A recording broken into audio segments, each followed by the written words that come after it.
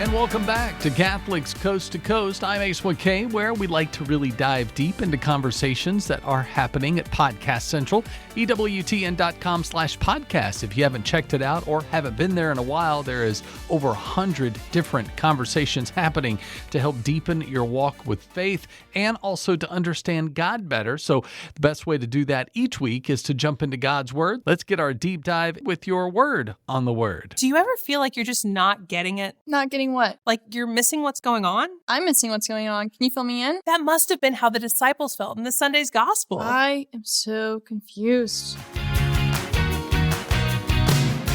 So what exactly did I miss? Oh, well, sometimes in Mark's gospel, which we hear this Sunday, the disciples appear to be slow to understand. Oh, well, I'm glad I'm not the only one. This week, we hear about John telling Jesus the disciples saw a man casting out demons in Jesus' name. And they basically said, don't worry, we stopped them. Jesus corrected John, saying, if demons are being expelled, then God's grace is operative. For whoever is not against us is for us. Right. Just because the man isn't one of the 12 doesn't mean he's not a believer. The message then turns into a stern warning against ambition, pride, and jealousy. And maybe you are guilty on acting on one of those three. If so, this week we challenge you to pray for humility to counteract those vices. And catch us next time right here on EWTN. Bye.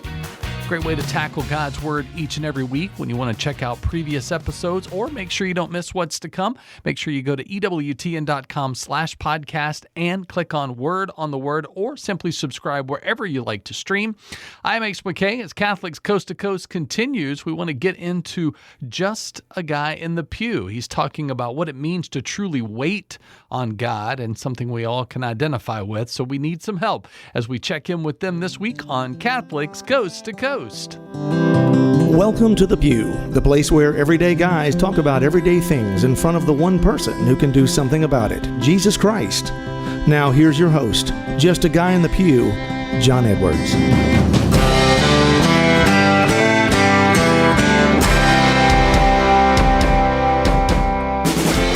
Well, hello, my friends, and welcome back to another episode of Just a Guy in the Pew. I am your host, John Edwards, and I'm super excited to be back in the studio, putting down another episode that hopefully you and those around you will enjoy.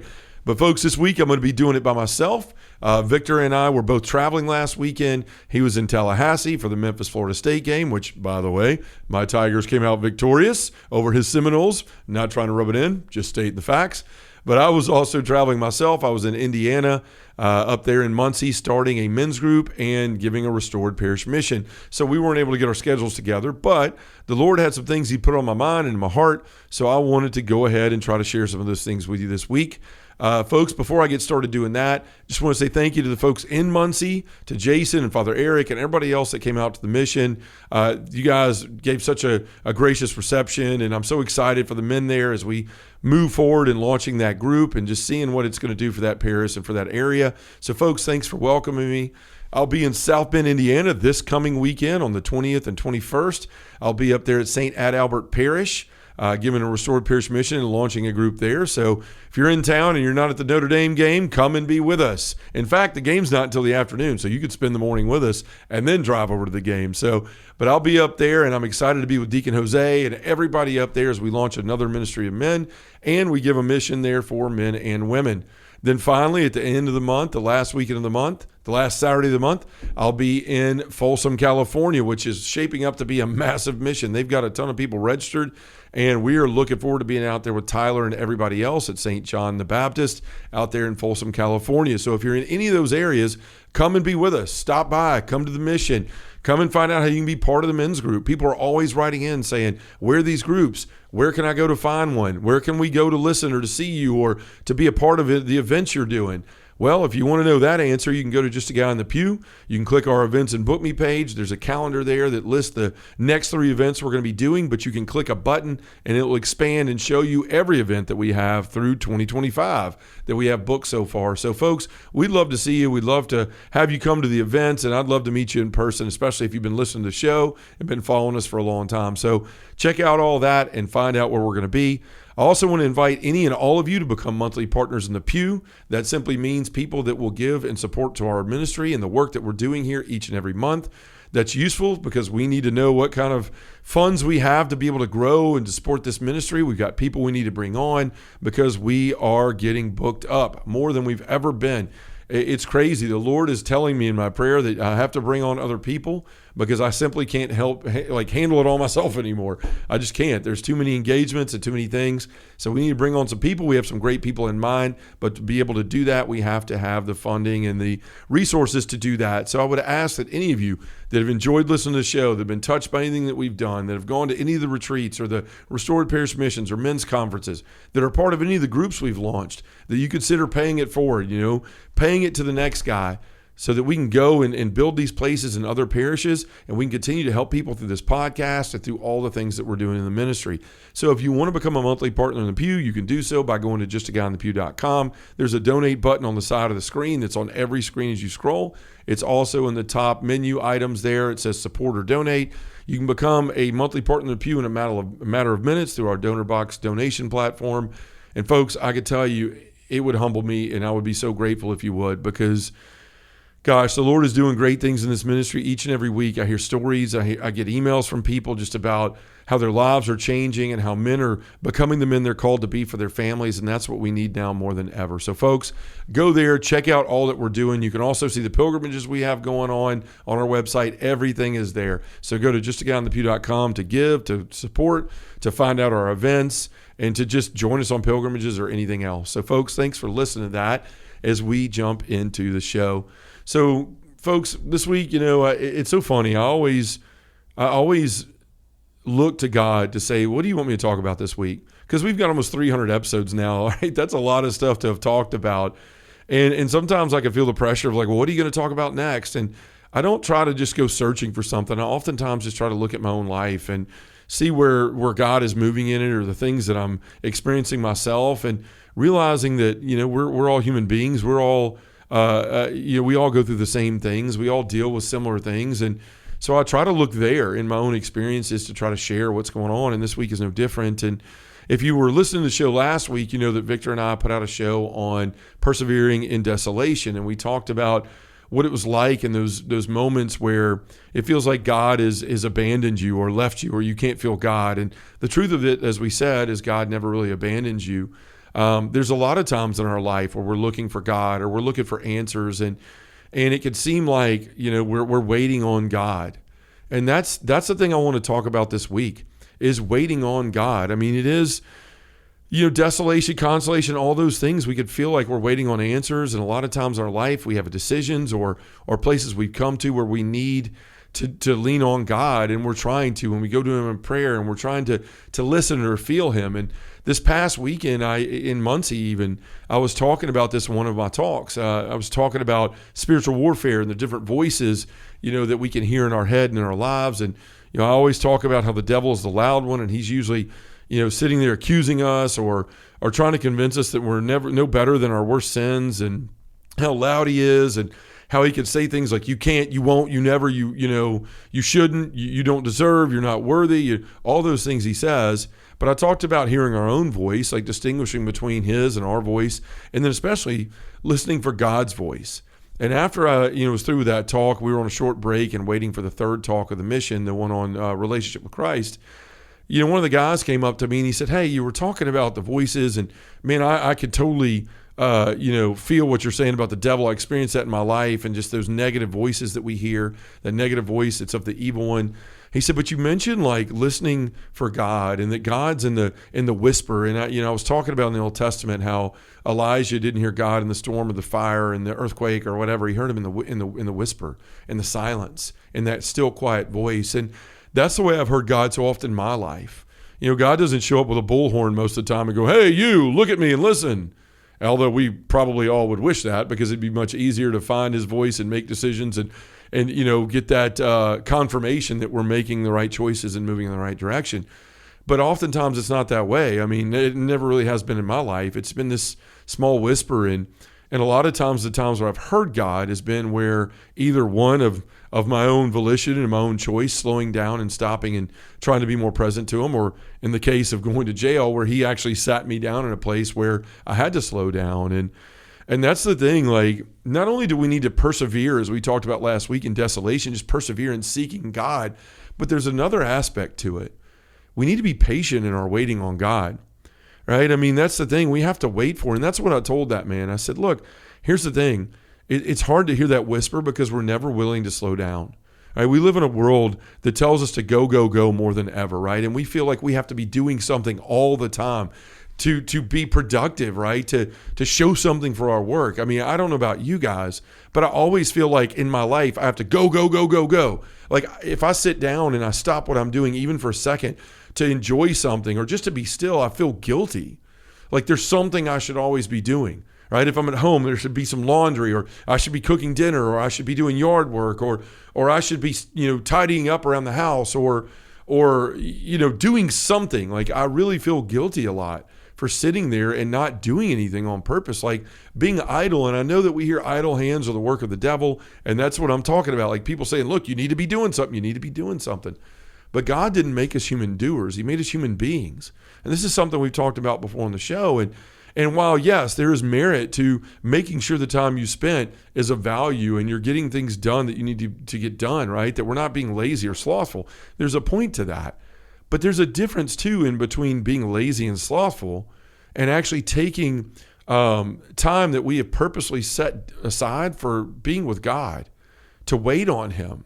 All right? And part of the reason we don't want to slow down is because we actually have to start thinking about things in our life that maybe we don't want to.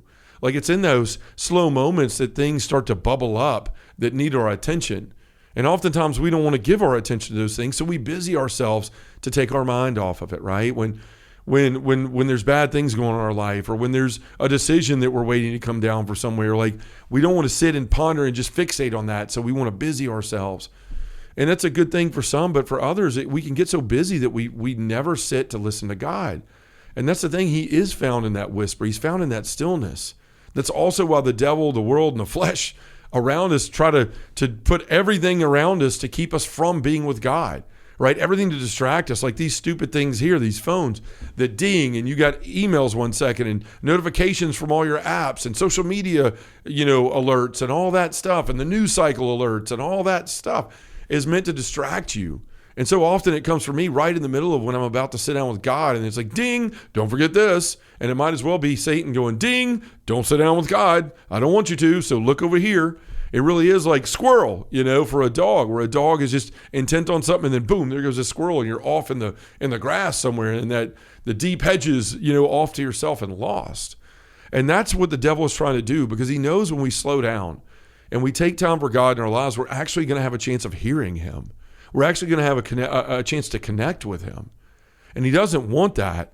And that's why waiting for God is so hard, because we get impatient. Again, we feel like we need to be doing something. We feel like we're failing at life if we sit down and we aren't just going every second.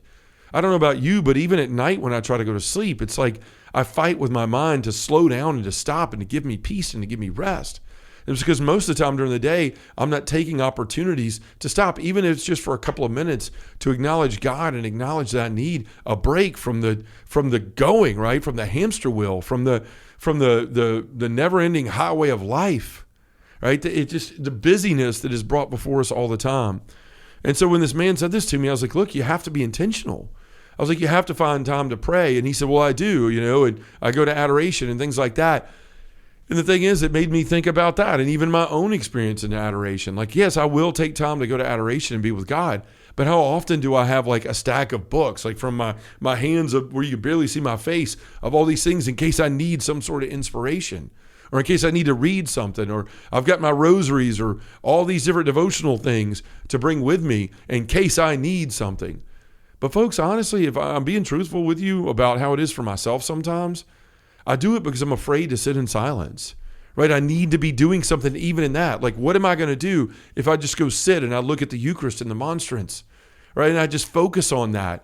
And you can feel that tension, like, oh, I better take something in case I get bored, or in case I run out of something to say, or in case I need something to commune with God. And look, I know that we need places to start our conversation with God. That's good to take a Magnificat or something in there and maybe look at the daily reading and ask God then to put it down then and say, Lord, all right, where do you want to take me through this? What sticks out?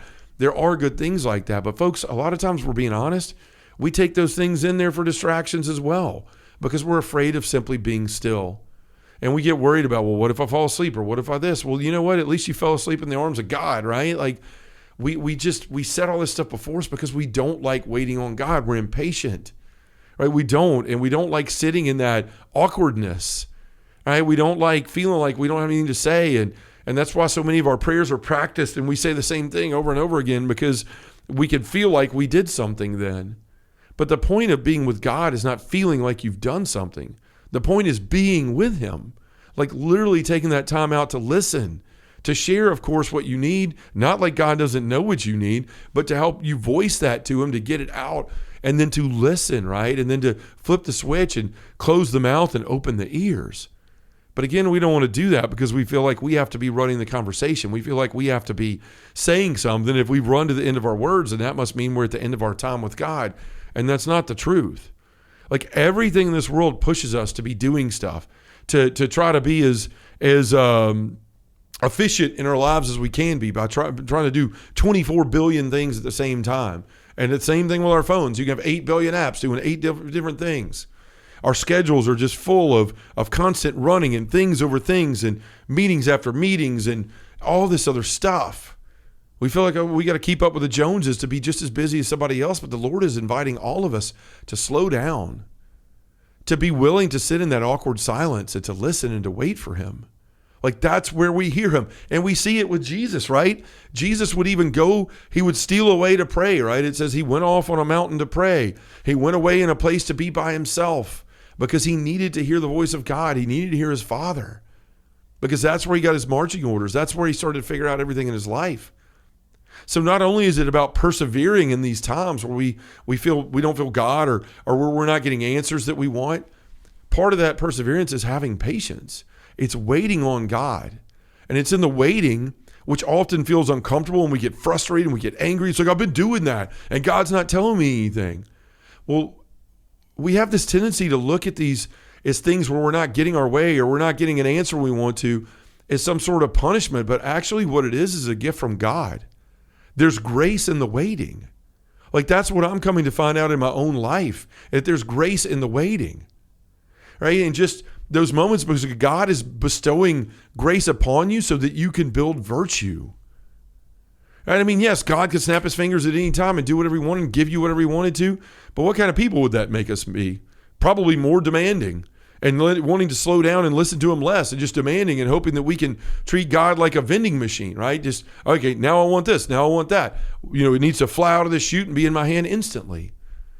But if that's what we're doing, we're treating God like a genie instead of our Lord and our Father, right? It's not about rubbing a lamp and getting what you want. It's about sitting there and through these things that the Lord knows that you need. Jesus has told us that. He knows the hairs on your head, right? He gives everything to the birds of the air. How much more important are we? Jesus tells us these things. But he also invites us and shows us through his own acts to go and to sit in the silence and to be patient. That is the hard part. And through those things, we find the virtue. Right? Look at Jesus in the garden. He went in his times of suffering and his times of needs, and he was sitting there sweating blood, and he was fearful. But he went and he spoke to God, and he listened to him. And what did he find? He found the fortitude he needed to move forward in the plan that God had for his life, his earthly life there. He moved forward with that in the strength that he found in God because he was patient enough to wait. Right? And he spent so much of his time being patient. And that's what we have to do. Right? I mean, waiting is something that is going to be a part of every aspect of our life. Right? And we have to get away from this notion and this push by the culture in the world that we got to have something right now. And if we don't, then we need to be upset. We need to lose our peace. No, we need to learn to understand maturity. We need to learn to understand to be patient and to be grateful in the situations that we are. Even in our worst moments, we're still 6 feet above the ground. We're still breathing. We still have an opportunity for blessings in our lives and to be a blessing to other people. The grace is in the waiting. Now, what do I mean by that? In the waiting, like I said, we find virtue. The first of which is patience, right? We learn that hey, slow down, slow your roll, ease up, take a breath, and just look at the graces that are around you already. Have a conversation with God you need to have, but slow down and be patient, right? St. Thomas of Aquinas talks about this. He says, grant me, O Lord my God, a mind to know you, a heart to seek you, wisdom to find you, conduct pleasing to you, faithful perseverance in waiting for you, and a hope of finally embracing you. We hear it from St. Basil the Great too. He says, and so let us be glad and bear with patience everything the world throws at us, secure in the knowledge that it is then that we are most in the mind of God. Folks, this is the grace of the waiting, right? And we hear it in the scriptures too. In Psalm 130, verse 5, it says, I wait for the Lord. My whole being waits, and in his word I put my hope. It goes on, Isaiah goes on to say in Isaiah 40:31, he says, but they who wait for the Lord shall renew their strength. They shall mount up with wings like eagles. They shall run and not be weary. They shall walk and not faint. Micah, even in chapter 7 and verse 7, he says, but as for me, I will look to the Lord. I will wait for the God of my salvation. My God will hear me. This is what's so great about patience, right? Is sitting there and what an opportunity to sit with the Lord and just to imagine yourself at the Lord's feet. And whether he's giving you an answer or not, what a grace it is to just be in his presence and to be received by him. And that's what all of these things are saying. St. Thomas of Aquinas is like saying to be faithful in his perseverance and waiting for you. How do you do that? With patience. And what is the benefit of patience? Fortitude, right? When we actually sit down and we make ourselves be patient and we kind of quell the voice of that spoiled little kid that the world tries to build in us, that we want what we want right now, and give me God, and why aren't you answering me? And if you don't, then I'm going to go have a pity party because I didn't get the answer right now. I'm speaking about this, folks, because I know that's where I've been in my life all the time. What gives, God? I'm doing what you're asking me to do. I'm trying to live this life. Why won't you give me answers right now? Why won't you tell me what I need to know? Because God knows better than you, and he has better timing than you. And what he asks of you is not demanding from him. Because think about how ridiculous that is and how insolent that is to demand things from God. But he waits for us to be patient and to trust in him and to know and to believe that he really has our good in mind. And while it may not be on our time, it's on his time. And guess what? His timing has saved me from a lot of things I thought I wanted that when I turned out seeing what he was doing, I was glad I didn't get. Right? But it helps you with fortitude because you're able to start growing in patience and growing in these virtues, which lead to other virtues. Fortitude, like I'm going to sit here and I'm going to grow my will. I'm going to grow my strength, right? That I don't have to be some flippant child that needs something right then and there and demands it. No, I could sit here in my love of the Lord and find this fortitude. And those moments of going, you know what, the devil's coming at me and he's in my ear, and see, God's not good. God doesn't love you. God's not giving you what you want. If he was a loving father, he would. I could sit there and go, you know what, get behind me, Satan. As we heard Peter say in this past Sunday's readings, or as Jesus say to Peter, get behind me, Satan, right? That's what he says to Peter. When he's hearing a voice that is contrary to the will of his father and contrary to the plans of God, he says that to Peter, get behind me, Satan. We should say the same thing in those moments of, but you deserve this, you need this, you've worked hard. Like, why isn't God giving you an answer? Why is he showing you 100 steps right now instead of the one little dim light he's showing in front of you? Get behind me, Satan. We need to be stronger than that, right? To build our fortitude so that we can withstand these attacks and withstand these temptations and these self-absorbed thoughts that lead us away from God and not to him, that make us be some demanding servant instead of a quiet and listening and loving and trusting servant. Right? It's that perseverance and that patience that teaches us obedience in all things. But also in that patience and that perseverance and that obedience, we find hope. Because how often, no matter how long you've been waiting, sometimes you're waiting so long you forget you were even waiting. But then God reveals this some gift to you, or some grace that he's bestowed on you, and you're like, oh, that's what I was waiting for. That's what you were doing. That's what I didn't see. And folks, I got to tell you, I've seen that so many times in my life. When I was working for that small ministry, Cardinal Studios, when I first got out of my job at Napa Auto Parts, like I worked for them and it seemed to be going good. And then all of a sudden things happened where it wasn't feasible any longer for them to employ me. They had to go in a different direction, for where God was calling them. And that was right at Christmas Eve one year. Like I was literally about to go to Mississippi and be with my dad. And in a moment's notice, like I found out that I wasn't going to be with him the next year. I thought I was calling to have a call to find out about plans for next year. And the plan was God had a different plan for my life. And so I started this very nonprofit that we're in now and doing the work that we're doing. But in the beginning of that, like I took money I didn't have. I started this nonprofit.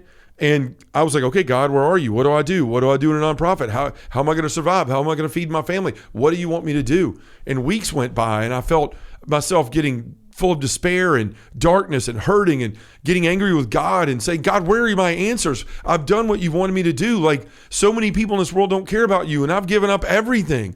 I've taken massive pay cuts and I'm sitting here on the floor in my bedroom each and every week watching my wife go to work and support my family while I'm sitting here playing ministry. And I was so angry.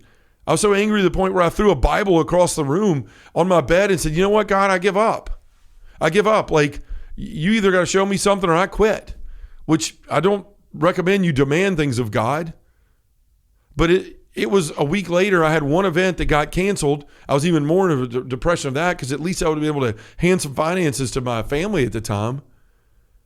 But all of a sudden, I got a call from a friend of mine who wanted to start an online conference company. And we didn't even say that. We're just like, we want to do an online conference because the Eucharist, we were unable to get to the Eucharist because of COVID. Everything was shut down. And all of a sudden we did that. And the Lord blessed it and it turned into a ministry and a company that supported my family and helped give me time to build out Just a Guy in the Pew and what it was going to be. And we were able to help so many people through the process of all of that. So God wasn't working on my timing, he was working on his. And so here's the thing. All that aside, now I can go back anytime that I'm like, God, where are you? Well, God, what if I take this step and why won't you just tell me this is what I need? And why don't you make it clear? And why don't you make it obvious? I can look back on the times where I trusted and I waited for God and see that he has never let me down, that he's never left me desolate and alone. Even in the times it felt like that, he showed up with a better plan, with a better option. He showed up to lift me out of that darkness and to show me what he had in store for me the entire time. But folks, it took patience. I learned in all those times where I was being short-sighted, when I was demanding things of God, that he had his own timing. And no matter how much I wanted it to be right now, and I wanted a plane to fly by with a banner with exactly what he wanted me to do, that didn't happen. But because of those hard times I was able to go through, because of those times of desolation, because of those times of wondering and waiting, I found out that he had a better plan and I grew in virtue. I learned to be patient with God, trusting in the places where he'd already shown me that he was who he says he was and he was good to his word. Folks, this is why it's so important to wait on God. This is why it's so important to slow down and to listen to him, to fight the noise of the world and the anxieties you have when you sit for a moment. That's where you exercise patience. When all those annoying things and those things that are on your mind and the grocery list and the chores and the errands you have to run, when you're in adoration, that's when you sit there and you go, get away from me. Get behind me, Satan. I'm going to be here. I'm going to spend this time and I'm going to sit patiently, quietly waiting on the Lord. Because I know that eventually he's going to show up. I know that eventually he's going to make it obvious what he wants in my life. I know that he's going to show me the next step that I need to take in my life. That's where we grow to hear the voice of God. That's where we grow in patience that leads to fortitude. And that fortitude leads to that hope. That's what I'm talking about. When God has shown up and you have time and time and again seen that in your life because you were patient enough to wait on him, then you start to grow in that virtue of hope. That virtue is so necessary in our faith. That virtue that keeps us away from falling to temptation and turning away from God is that hope that's found through patience and fortitude. But none of those things are found without waiting for God. It's in the waiting that we see a gift. We see the waiting now, a lot of us in our lives, as a pain, as a nuisance, as a punishment. But it's not. It's another invitation from God. It's another gift from a God to enter into that quiet relationship where you can learn his voice, where you can learn his mannerisms, where you could see his movements, and you can learn more about yourself and grow in virtue as well. Folks, that's what we need now more than anything. And there's saints that say that. There's saints that say, let us be patient and bear with patience everything the world throws at us, secure in the knowledge that it is then that we are most in the mind of God, St. Basil. Fulton Sheen says, patience is power. Patience is not an absence of action as many of us think it is. Rather, it is timing. It waits in patience. Well, sometimes God calls us to slow down and listen, and it's His grace that helps to be the life-changing moment for us all. So check that out. If you want more on the conversations from Just a Guy in the Pew, easy to find at Podcast Central when you go to EWTN.com/podcast, or just find Just a Guy in the Pew wherever you like to stream. I'm Ace McKay. When Catholics Coast to Coast returns, we're going to check in with Forte Catholic, who's answering some bold questions this week about have the bullied become the bullies, and are Catholic schools good to have youth groups? We'll find out more when Forte Catholic gives the conversation with this week's Catholics Coast to Coast. If it's central to the faith, you can find it on EWTN Podcast Central, featuring the best of EWTN radio, as well as faith-filled podcasts from our friends and affiliates across the nation, all in one place, all free. The destination for great Catholic audio programming is EWTN Podcast Central. It's like podcast heaven.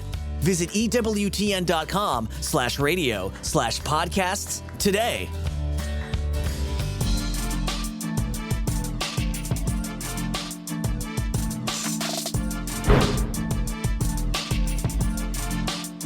Hello there, I'm Taylor Stroll, and that is Christopher Leandro Bartlett. Hello, Chris. Hello, friend. How are you, Taylor? I am doing very well. So you have gained some new and greater importance, which got you invited back onto the show. That's the only reason that you are here, but we're not going to talk about that yet. That's a tease for later in the show.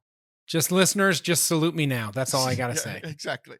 He's very fancy now, even though he has a title that he doesn't deserve, which means you finally fit on this show, because I too have a title that I don't deserve. Is it Child of God by grace and mercy alone? I am a child of God.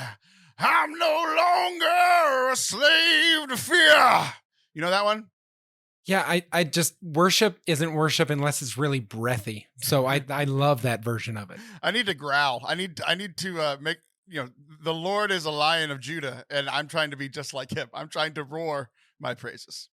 Yes, preach. So, Preach. I started this conversation with Father Anthony on last week's episode, and then we didn't get to it because we started talking about other things, and then we hit the hour mark. I'm like, well, and then we just didn't fix it. We just kind of left it hanging there. So we're going to start with it today. And actually, you are the perfect person to talk about this subject with for two reasons. Because it involves Rocket League, which is something that you and I have in common, and also bullying. We were both bullied as children, and you've shared that before. You were bullied by the boys. I was bullied by the girls because they knew that I was a nice enough person that I wasn't going to hit them. I was bigger than all the boys, so they didn't mess with me. So you and I had a similar but also very different childhood. I was bullied by people that looked like you. Yes. Yeah, and here's the overall scope. I'm going to tell a story about my son and how I think he is turning out exactly like me, for better or for worse. I was watching him play Rocket League the other day, and he did something, and I'm like, that's exactly what I would have done. Uh-oh. Nice. Okay, I'm excited. Because I think what has happened, the premise of this is, I think because I was bullied, I learned pretty quickly how to be sad. That was the first thing that happened. I was sad because all the girls were mean to me in junior high. And then in ninth grade, I got a 6-pack, and all of a sudden they were all very nice to me. I don't understand what happened, but you also were bullied. But I think what happened to me is that after I got sad, I got very quick-witted in order to fight back against the bullies, right? But I think I learned these skills of protection to protect myself, and then I got large and a little bit more popular, but I kept the quick wit, and I think I might have turned into the bully. I think I might be a bully currently. So what were your mechanisms to fight against the bullying, or did you just continue to lose? Yeah, no. So if it got physical, I would lose. but I was fast, so I could outrun a few people. I remember one day at middle school, they had this period that was like lunch, but then you scarfed down your lunch in 12 seconds, and there was a field and then a lower field that went down to the track. And I had these 4 guys that were chasing me, and occasionally they would chase me and they would give me Indian burns or whatever you're supposed to call it now, where they would hurt you, cause you pain or whatever. Native American heat. Yes. But 4 against 1, flaming tacos on the arm, whatever. But 4 against 1. I think you made it worse. I certainly. I regret and withdraw my last comment, dear America. They were chasing after me, and I was fast, so I would run. And I think that was part of the fun, is that I was hard to catch and I would make chase. But they were gaining on me, and I ran down the hill. And then I just stopped. I slid on my tush, and then I turned around and I started running back up the hill. Well, the momentum of them chasing me carried them straight down the hill, and they ran past me as I was running back up the hill. And it's one of my favorite bowling memories. I have a lot of not favorite bowling memories. I was about to say, this sounds like the one time you got away. This is the one time I got away. So while that wasn't normally my experience, that's the experience I care to share on your show today. Well, very good. Very good. So I'm going to get one bad one out of you. I promise you that I will. So we've played Rocket League before, and essentially in Rocket League, you can type whatever you want, but for the most part, me, you, my son, we're playing on console, which means we don't have a keyboard at the ready. Like you'd have to type like our parents type. Like you have to like scroll T9. the click. Yeah. The clicker over to one letter and then scroll all the way down. And then you're in the middle of the game. So like for the most part, we're not typing. So we're using this thing called Quick Chat, where essentially there are 4 times 4. So that's 16 options that are pre-programmed. You can kind of tailor them to whatever you want. I know you've picked some of your favorites that you use. But one of the most basic ones is like, there's like one that says like, nice shot. Rocket League is car soccer. If you know what soccer is, it's soccer, but you drive a car instead of playing as a person. Don't think about it too hard. It's just soccer, right? So you can say, nice shot, great pass, I'm open, take the shot. But the most common one used in a derogatory way, and it's just understood by the community, is to be the big fat middle finger. What a save. What a save. Exactly. So what Rocket League intended it for it to be is when you get a save, you actually get as many points as you do when you score a goal. Like it's a big deal to get a save, right? You get these 50 points. If you get an epic save, it's like 70 or 80. Like you get a lot of points. So that's what the Quick Chat was made for, was what a save. An affirmation. Absolutely. But how is it used, Christopher? Sarcastically, whenever you score on someone, you type in what a save, what a save, what a save 3 times. Because if you go 4, they pause you and they say, Quick Chat has been paused for the next 3 seconds. So you type it in 3 times, and it's your big way of saying, neener, neener, neener, I scored a goal on you.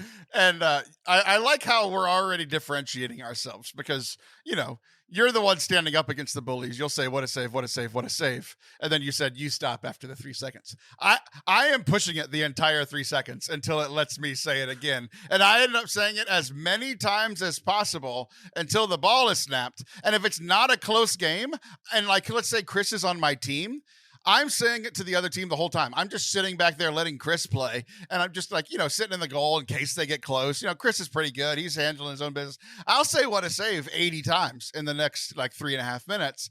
And then when the game ends, I'm saying what a save over and over again.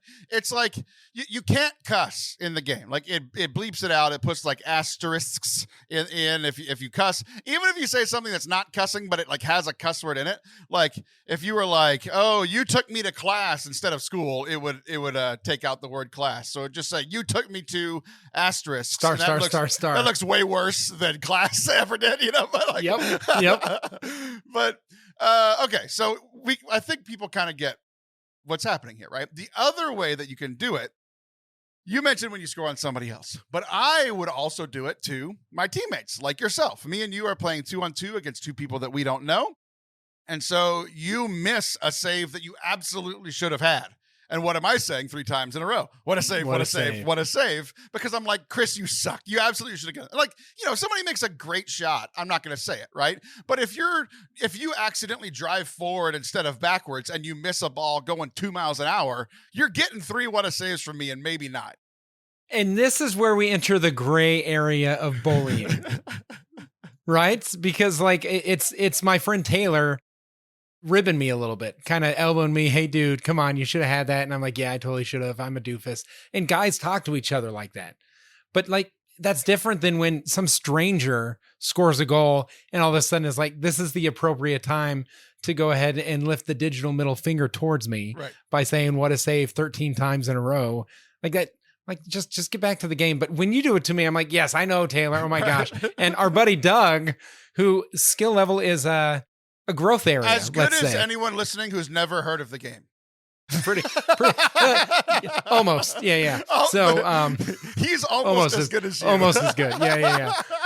But he can roll with it, and he has such a way to just let it just roll off of him to where he's like, yeah, I know. Oh my gosh, I'm the worst, blah, blah, blah. And he's so much fun to play with because he can take the jabs.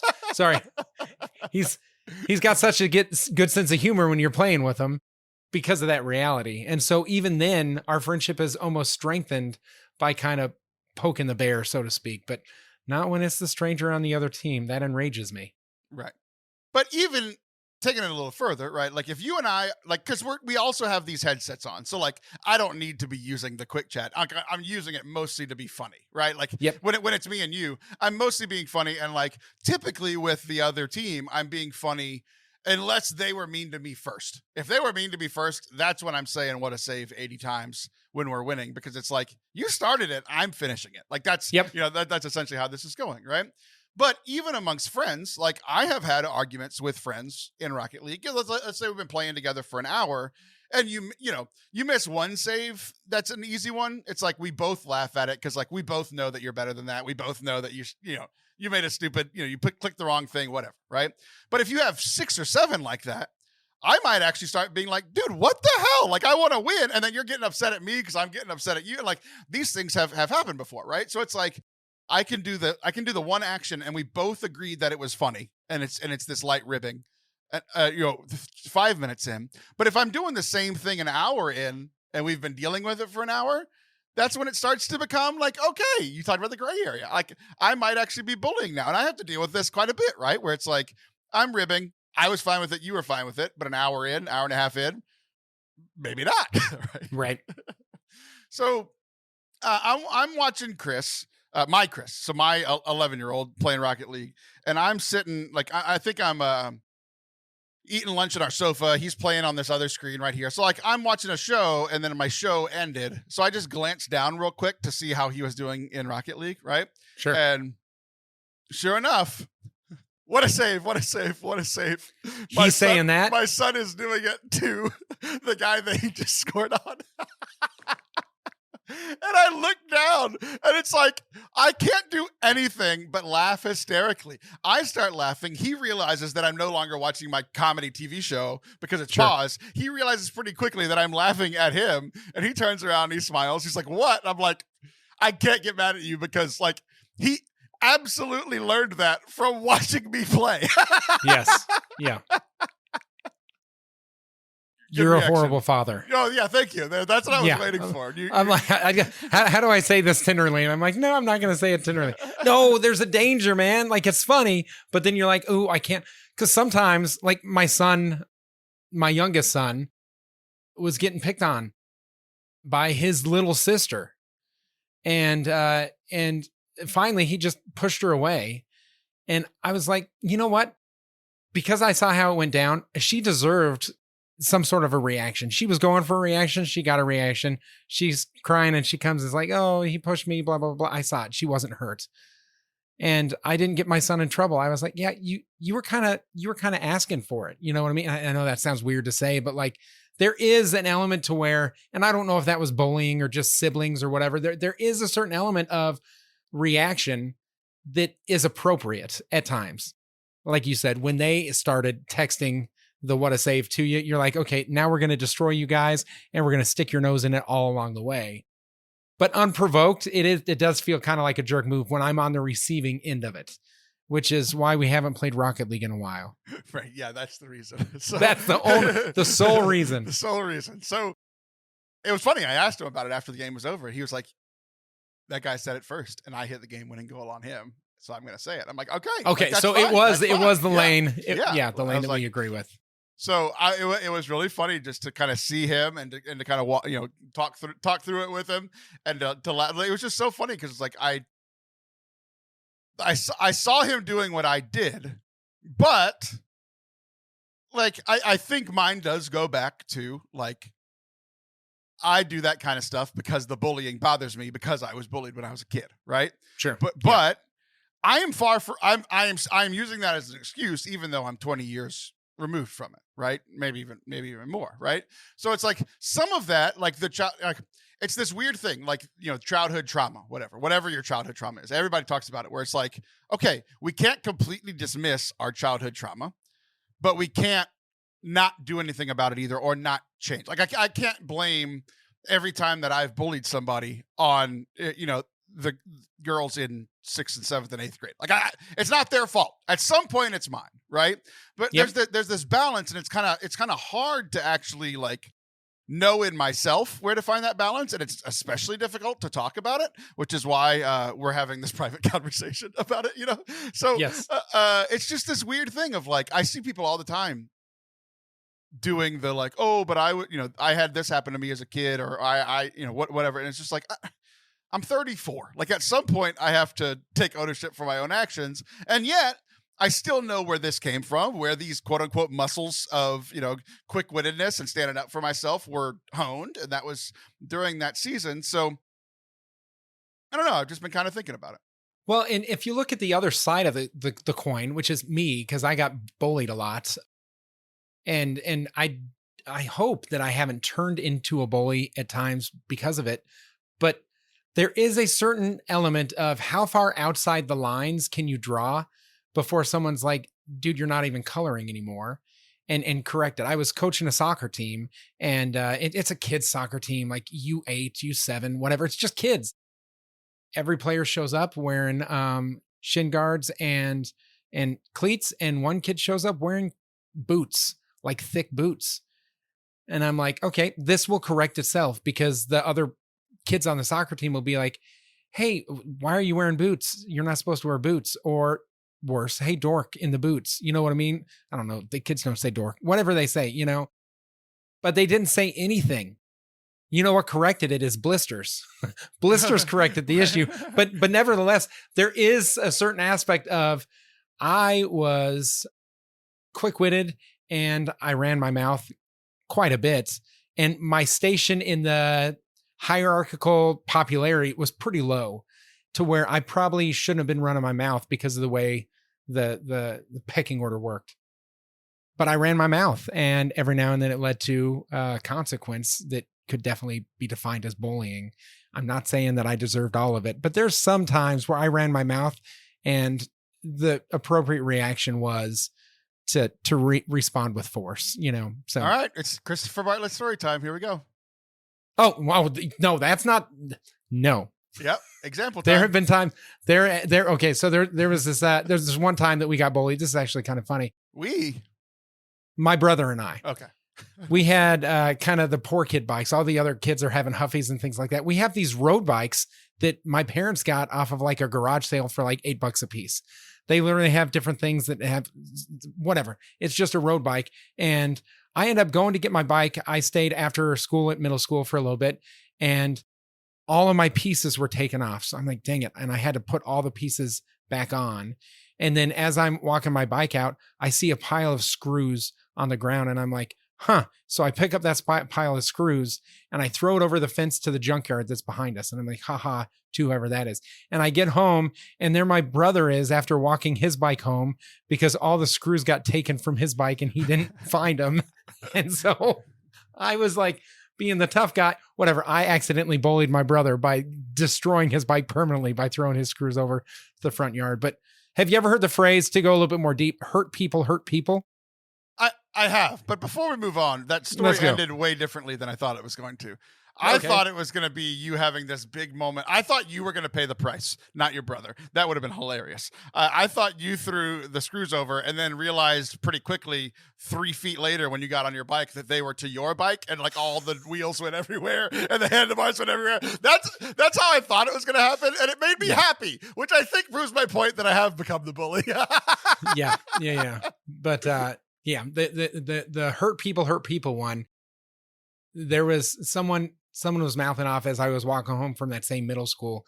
Someone was mouthing off to me, and so I shouted something back to him, and he was with his group of friends. Now, him and I were on soccer teams as kids, so it wasn't a big deal for us to rib each other a little bit, but because he was in front of his other friends, he had to do a display of strength, and he came and clocked me one good.